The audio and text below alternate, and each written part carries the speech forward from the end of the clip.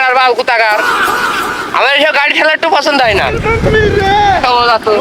হঠাৎ করে কবির ভাই এত রেগে গেল কেন? তো হ্যালো বন্ধুরা, এখন আমাদের গাড়িতে ধান তোলা চলছে। আর এই দেখো বাচ্চা ভাই কতগুলো করে ধান দিচ্ছে। এই দেখো গাড়ি তো প্রায় লোড হয়ে গেছে। এবার তো গাড়িতে টানা বান্দার পালা। হেইয়ো হেইয়ো আরো জোরে, হেইয়ো হেইয়ো আরো জোরে। টানা বান্দা তো প্রায় শেষ, এবার তো আমাদের বাড়ি যাওয়ার পালা। কিন্তু দেখো বন্ধুরা, গাড়ির একটা চাকা তো কাদায় আটকে গেছে। এবার তো আমাদের গাড়ি ঠেলা ছাড়া আর কোনো উপায়ই নেই। তো আমরা সবাই মিলে ঠেলা শুরু করে দিলাম। কিন্তু বন্ধুরা, এত কষ্ট করে ঠেলার পরেও গাড়ি এক চুল পরিমাণ জায়গা থেকে নড়লো না। এটা তো দেখে কবির ভাই শুরু করে দিল। শাটার বাল কোথাকার। আমার এসব গাড়ি ঠেলা একটু পছন্দ হয় না।